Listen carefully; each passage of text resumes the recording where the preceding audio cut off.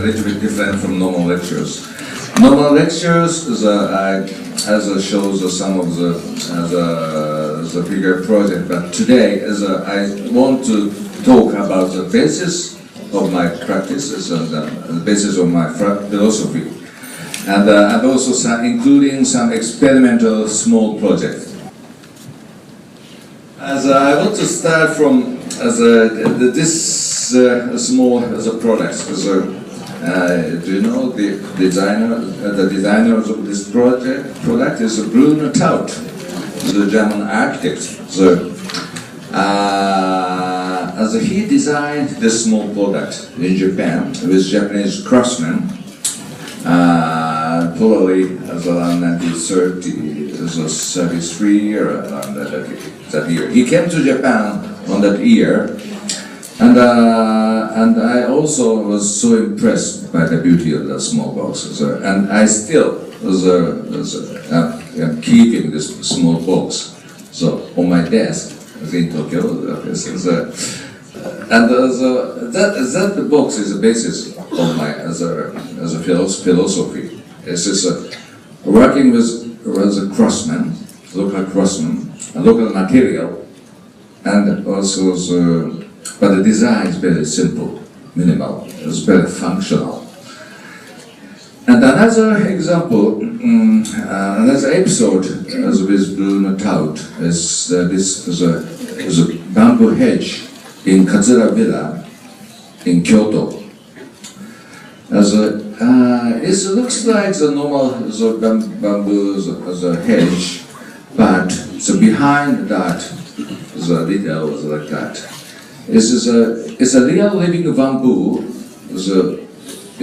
Was woven like that, knitted like that, and it's a combination of the nature, real nature, with some as a vertical simple design. And when Bruno Taut came to Japan, the date is May 4th. 1933, on the first day, he went to Kyoto, and he went to that beautiful Katsura Villa, and the story was he began to cry in front of the bamboo hedge, and people was so surprised. Why you began to cry on the bamboo hedge? And his answers was. This is the ideal design, which I have been expected for a long time. It's a combination of natures and design. And I like that episode very much. And also as the same as a philosophy as exists in that box. And next, as I start I want to start to talk about my project. And this small pavilion, the Chidori pavilion, I designed which year, 2007. It's a famous courtyard of Palazzo Sforzano in Milan. And it looks like a very small, as a simple as a pavilion, but the detail was inspired by that small wooden toy. The name of that toy is Chidori. The detail of that toy is amazing. Please look at the joint. As a three types of sticks. So this is the first type, and the second type insert second the sticks, and insert third sticks. And then then turn the second stick like that, and then it's finished. It is a simple system, but a very well thought system. So I want to adapt that system to the real size building. Each stick has the cutting like that, and finally, we can fix like that without any metal joint. and without any glue, and without any special tool. Our student, I brought 5 students from Tokyo, so they could build this pavilion by themselves. The section is 3 centimeters by 3 centimeters. And it's very, very light and the tiny stick. And that means the thinnest part of the stick is just 1 centimeter. 1 centimeter as a core is supporting this small pavilion. And the smallness is very good for the human and the kids, especially kids like that kind of system. And easy to as a construct and also easy to take apart. And the next step, I always as a think to go to the next step after first step. As a continue to think about that system is very important for achieve something. Next step is to realize a permanent building by the use of the same Chidori system. As a Tokyo University studios, I worked with a structural engineer, Mr. Professor Sato, and he wanted to test this joint system. And his conclusion was, if we can use 6 centimeters by 6 centimeters stick, so we can build a 10-meter high building. And then we draw this detail. In the factory, so we can make this block. And on the construction site, by using those sticks, we can assemble that blocks. And this is the sections we are thinking. It's a 10 meters high building, and the 6 by 6 sections. And each grid is a 50 centimeters by 50 centimeters is a grid. And this is a completion of the building. And this white is a paint. Probably same as in Taiwan building. The edge of wood is the weakest point, and we should protect that part of the building. So by the paintings like that. This is interior.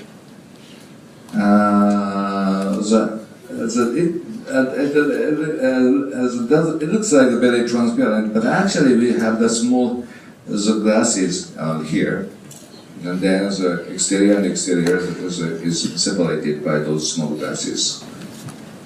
This is ceiling of this project.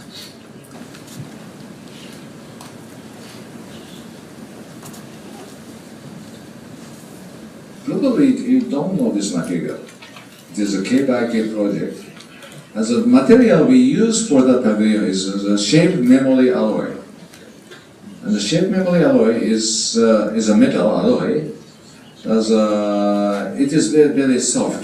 And if in the certain temperatures, it's getting hard. But it is only at that temperature. We can set any temperatures for that alloy. That means this pavilion, if the temperature is around 30 degrees, it's a warm day, the shape is very fixed, it's a perfect as a dome, and the colder day, it is getting softer and softer. And I like that kind of flexibility. It's very similar to our body. Our body is very soft and weak, but the normal architecture, concrete architecture is very hard. I want to introduce softness to architecture. The structure is like that. The circle. And this night is not so warm, and then the top of the dome was dropped like that. The next project is called Casa Umbrella. The Milan Triennale has asked us to design the refugee pavilion for disaster. My basic thought is 15 umbrella that can make one dome. Do you know the Fuller Dome by Buckminster Fuller? Buckminster Fuller, he designed Fuller Dome. This is a very interesting idea, but the Fuller Dome is actually not easy to build. But if we can use a real umbrella, the system can be much simpler and easier. This is an umbrella casa we designed. It's a very cool design. Those triangular part is necessary to fix umbrella each other. And the 15 students gathered in one place. They start to build the umbrella house by themselves. There's a completion.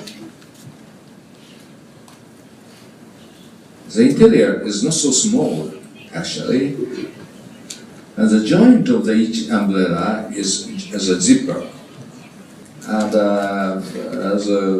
this triangular part, which is attached to the umbrella, can be used for openable window. This is another openable door.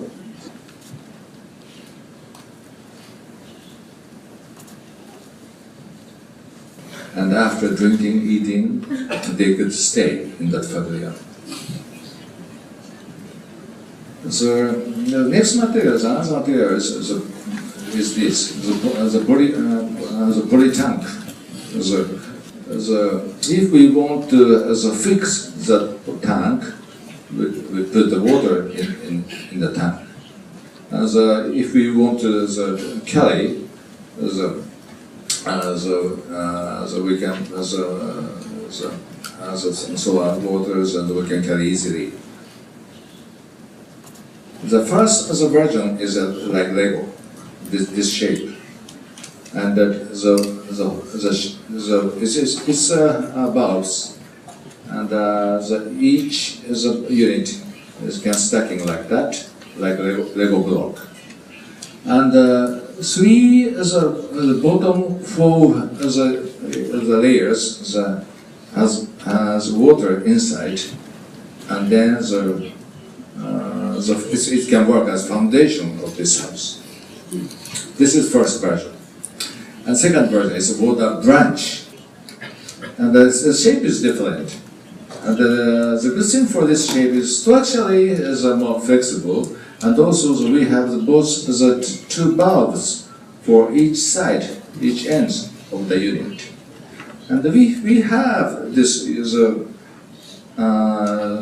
bulbs, so we can connect the blocks like that, and the waters can flow in that unit. It's very different. That means we can use this unit as a pipe, and not the tank. So if we create the flow of waters, so we can make some kind of floor cooling system or floor heating system by using the same unit.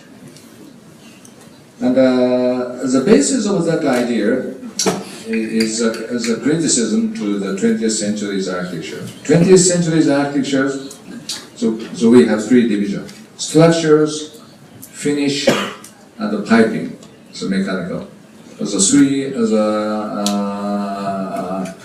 disciplinary is separated and isolated. But if we can make the house by using this system, the integration is possible. Structure, pipes, and finish. The three disciplinary can be integrated like that. And also by using that system, we don't need to rely on the infrastructure system. As I want to explain. This is a heat collectors, And the warm waters can meet here and flow into the unit, and that means we don't need to rely on the public electric system, electric grid. We don't rely on the water tank system. It is very independent. It is a self-independent house. It is like the body of life. The body of life is independent. We don't need to apply, but this is the same as human body. And heat collectors and water is flowing. The bath, bed, and kitchen. If the cold day, the hot water is made here. The can flow in the bed, bath, and the kitchen. As our student, this is our university building. As our student made this house by themselves. And structurally, the new version, water branch, could make this kind of the inclinated element. And each unit could be connected like that.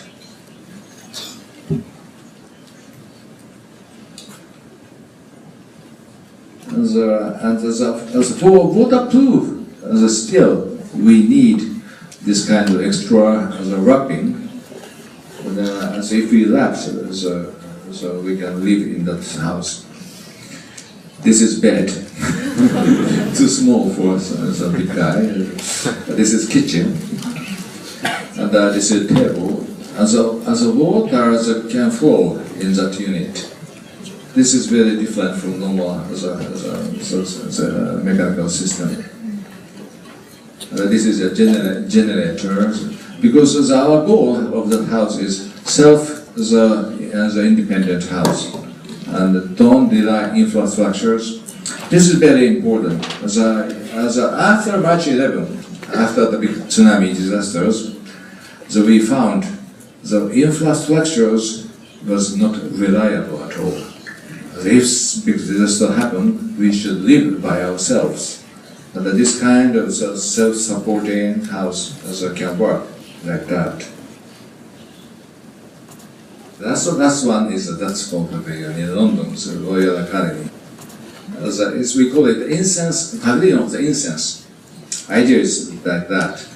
Some liquid, the bamboo, the sticks, we can create the space of incense, environment of incense. It's a structural system. This is joint. So we designed 2 pavilions for Royal Academy in London. The first pavilion is called Hinoki Pavilion. Hinoki is the name of wood. The second pavilion is Hinoki of Tatami, the Pavilion of Tatami. The 2 types of different the incense. The smell is evaporated like that. The joint is like that. This is a heat. If we heat this as a vinyl plastic, so we can tie those sticks together. This is not the decoration. This is structure. This is not suspended. This stand from the ground.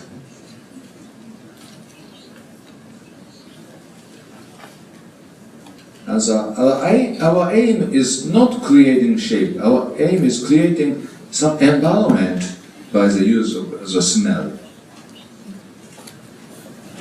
As a conclusion of today's lecture is what we want to create is not shape. Our goal is to create environment for human, not necessarily to be architecture. Sometimes it's furniture, sometimes it can be the smell, but as a human, and that kind of environment,